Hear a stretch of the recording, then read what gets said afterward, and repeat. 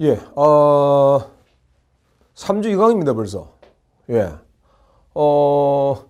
3주 2강은 사회복지 정책의 발달 역사 속에 있는 다양한 이슈들 등장했는 것이 어떤 것이 있는가.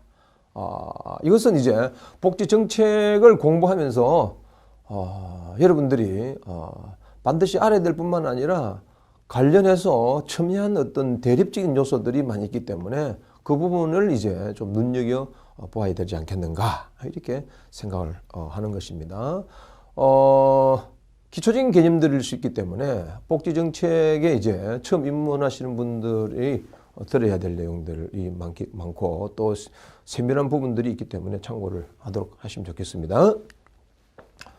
가장 중요한 것은 이제 계속적으로 선별주의냐 보편주의냐라고 하는 것이 이제 중요한 문제로 등장을 합니다. 복지 정책에서는 이 뭐와 관련되어 있느냐 하게 되면은 선별을 할 것이냐 보편적으로 할 것이냐라고 하는 것은 복지의 정책을 입안하는 데 있어서 복지 정책은 크게 정당과 관련되어 있는 겁니다. 우리가 보통 노동당과 그 다음에 보수당하고의 관계를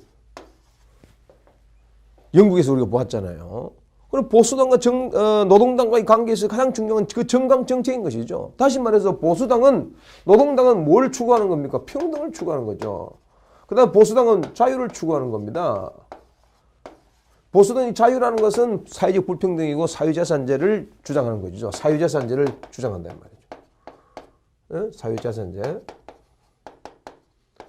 그러나 평등은 사회주의적인 사회의 공동체를 주장한다 이거죠. 그러면 이 평등을 주는 사회 공동체에 있어서는 어떻게 하는 겁니까?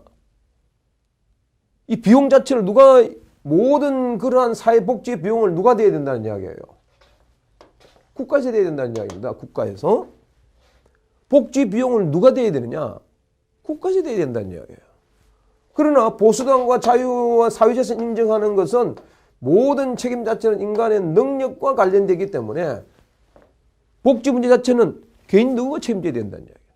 개인 너희가 책임져야 된다라고 하는 것 자체는 모든 시스템 자체는 자유경쟁 시스템이기 때문에 복지 책임은 개인의 책임을 돌린다는 이야기예요. 그러나 그 중에서도 아주 극한 노약자나 장애인이나 아주 힘이 없는 그 사람들은 어떻게 되느냐? 그 사람들은 우리가 시혜전 차원에서 있어서 공공부조 행태라든지 이런 방법으로 그 사람 좀 도와줘야 되지 않느냐?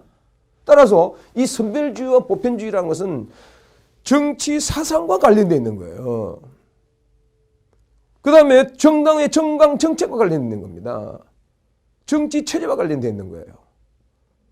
사회주의냐 공산주의냐 자본주의냐 그 중에서도 복지의 시스템 자체를 어떤 형태를 끌고 가야 될 것이냐와 관련되어 있다는 이야기예요.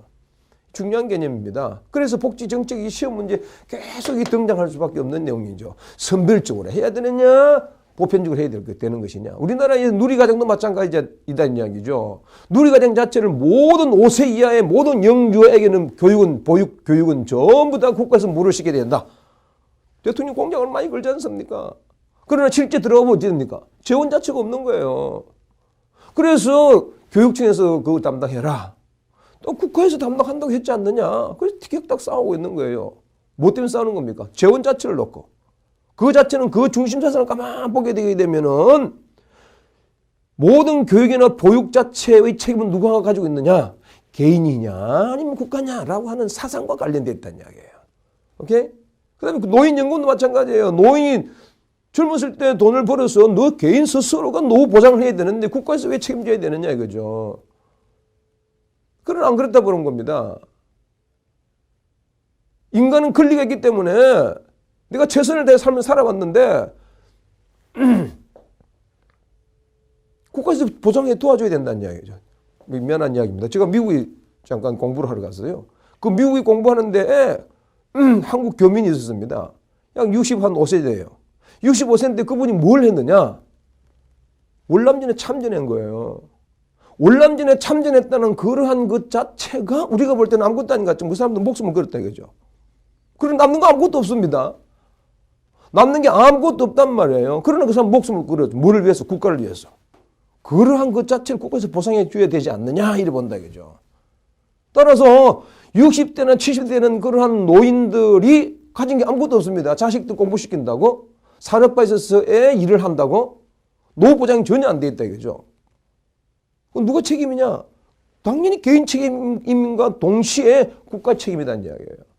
왜? 산업화를 일구는다고, 산업화를 계속적으로 한다고 세이빙 못했다는 이야기, 저축을 못했다는 이야기예요. 노후 보장을 못했다는 이야기예요. 노후 준비를 못했다는 이야기입니다.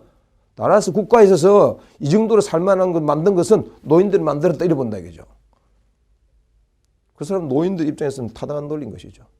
그래서 이제 선거할 때 노인연금을 20만 원 주겠다 했는데도 그것도 이제 기초노령연금에서 받는 사람도 있고 그다음에 국민기초생활수급권자의 그것을 빼는 사람도 있고 그래서 또 그것도 뒤각태각하고 있는 거죠. 왜? 재원 때문에.